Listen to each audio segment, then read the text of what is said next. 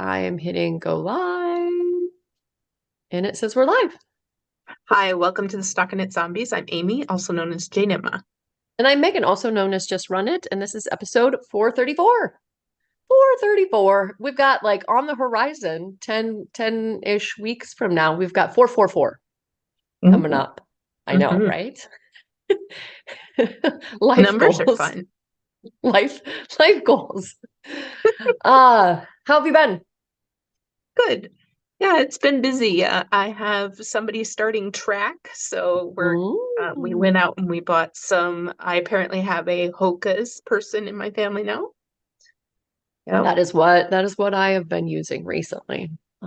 Yep. Yeah. So then we also bought the track spikes, and everything starts next Monday. But there are coaches practices this week to try to help people who want to get acclimated to the running.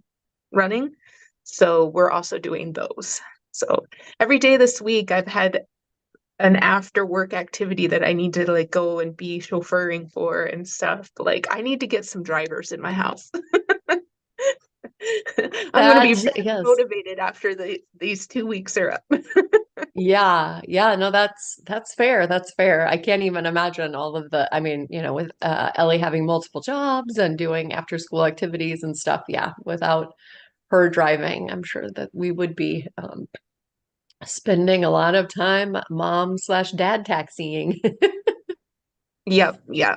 And it's fine. I mean, I'm not complaining. I'm glad that they have a lot of activities going on. Um, we even have apparently started ultimate frisbee. So Mm. the older kid went to ultimate frisbee yesterday. I So had some in my old job, like some ultimate frisbee players that all knew each other through ultimate frisbee, like before they worked together. And then one of them actually met their wife while playing ultimate frisbee. So like near and dear to their hearts. Not that I'm saying that about your kiddo. right, right, It's a right. little too But he soon for Yeah, for he can them. parlay it into ultimate frisbee at college, and then maybe then some. Yes. Yeah. Yeah. I've definitely felt like that old-timey-ness recently. Like I've been telling stories about like, when I started at IBM and Yes, my journey and whatever. I'm like, man, yeah, I never in a million. Yeah, I guess that's the ultimate goal, right? Like that's the right. ultimate goal in life is to have these stories to tell. But I'm like, man, I'm getting old. Yeah. I mean, not to get too far on a tangent, but I think about this a lot lately. That when I started working, or at least when I was growing up, people retired after 30 years somewhere, Yeah. right? Yeah. And 30 years feels like it's just around the corner for me, and I am not going to be ready to retire. So it's like, wh who are these people who could retire after 30 years? They had really great pensions that weren't tied to the stock market. Okay, okay. Uh, Yeah, so yeah, I feeling mean, feeling I old. think I would be like mentally, I think, I mean, obviously I love my job and every day I'm excited to that there's pieces of it, right? Where I feel like I'm definitely helping humanity and but yeah, I mean, my 401k stash of young definitely would aid me in being okay with like what would I do with my time? Right, right. Yeah, I'm not worried about that. I'm worried about putting kids through college and That's fair. having that That's fair. behind me Yeah. before I Yeah. retire.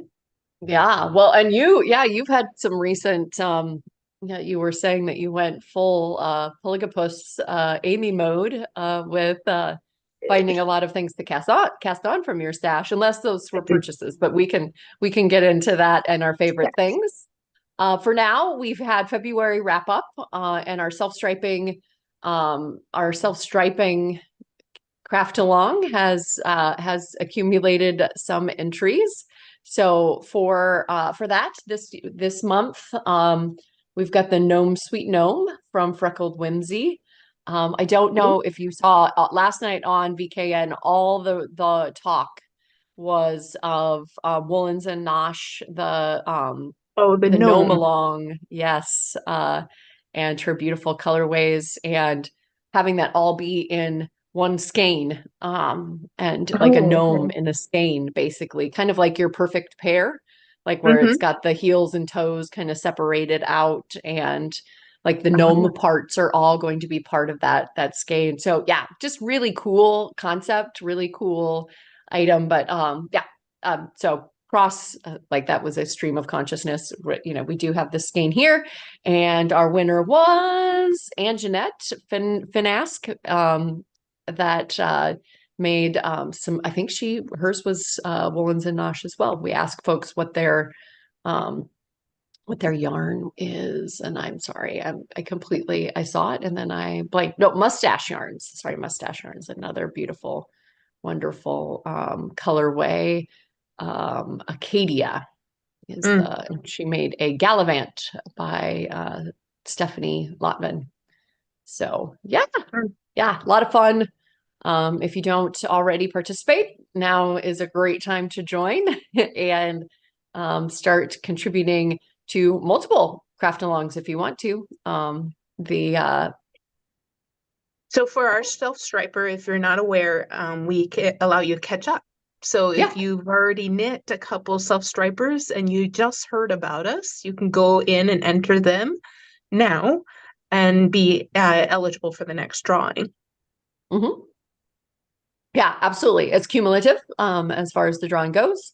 Yeah, again, I'd have to bring up the spreadsheet and be distracted, but I don't know if this was a January entry or a February entry for Anjanette, but winner, winner, chicken dinner.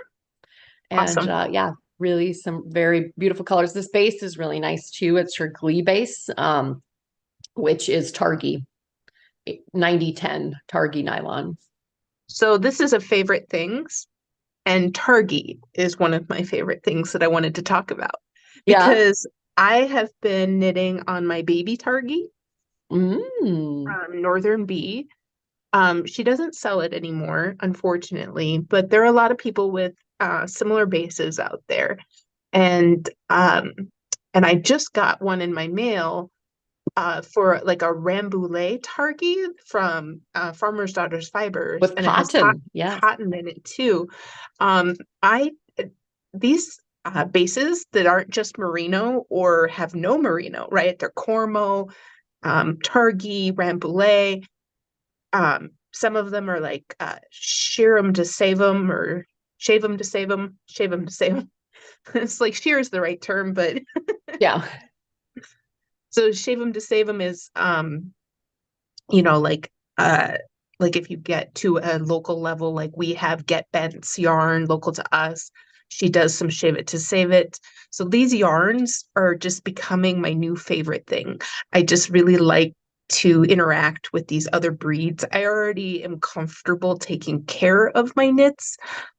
So I don't necessarily need things to be superwash or, you know, a superwash merino that's more commercially available everywhere.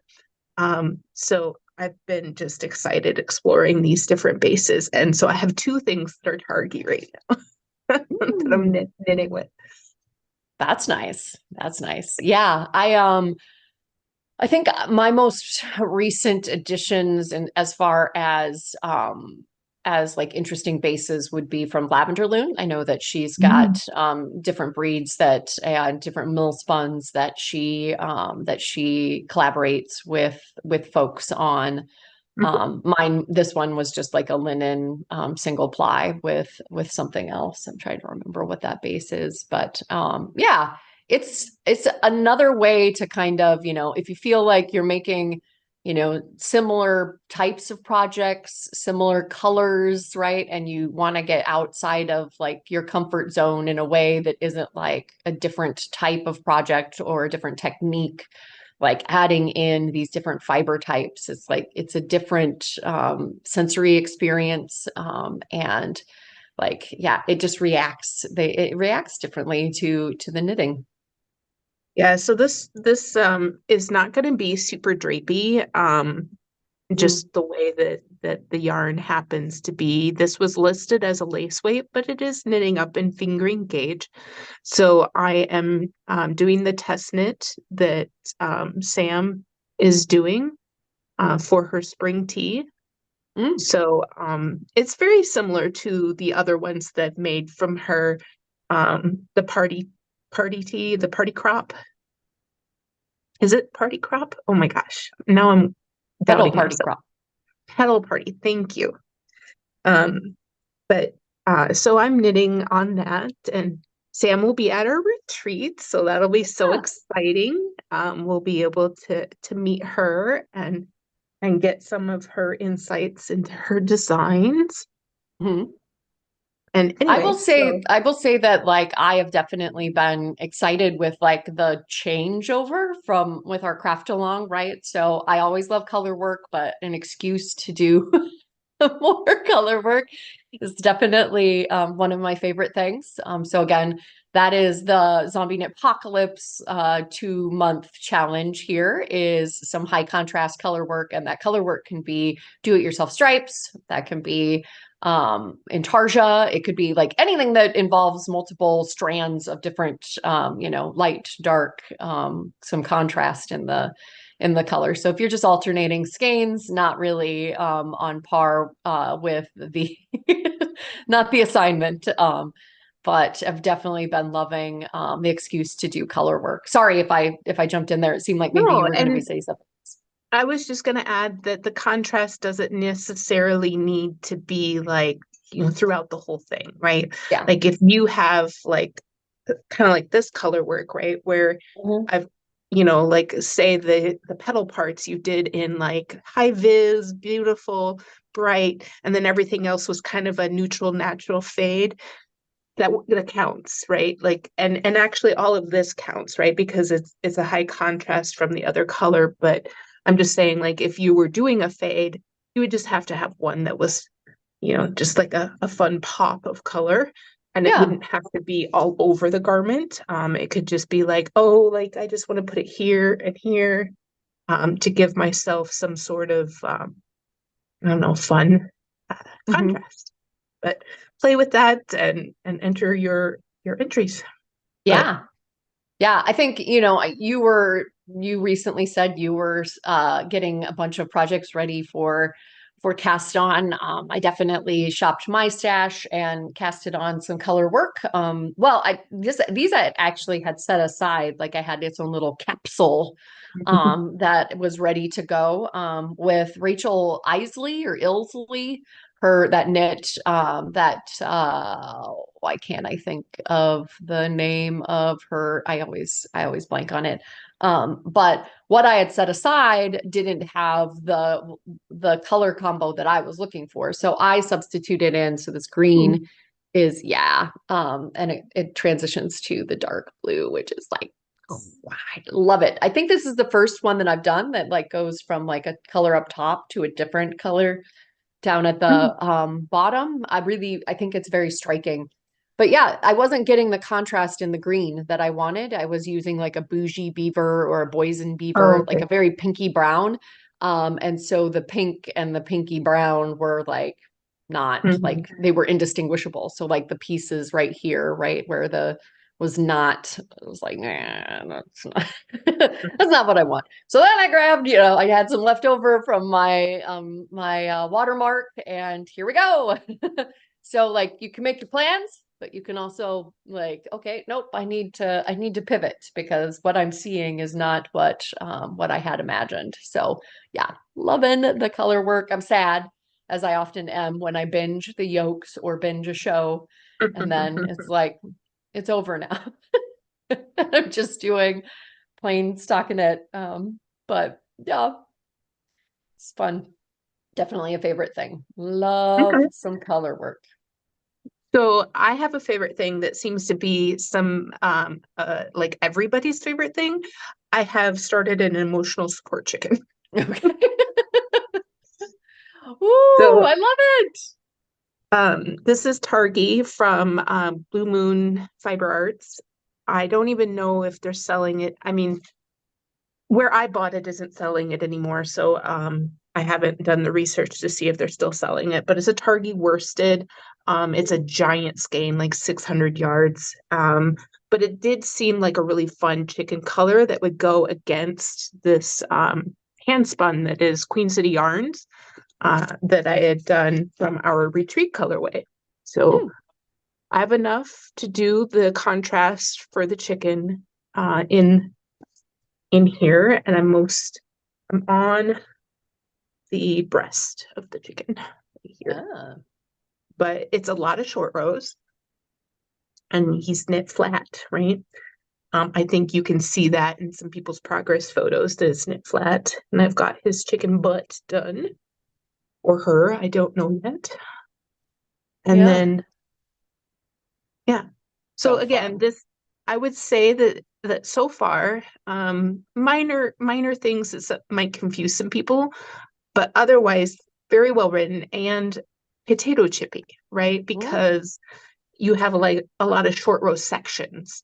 So you can be like, oh, I got that section done. And then I'm going from the right side to the left side. Okay, get that short row section done. Okay, now I gotta do the, it's very potato chippy.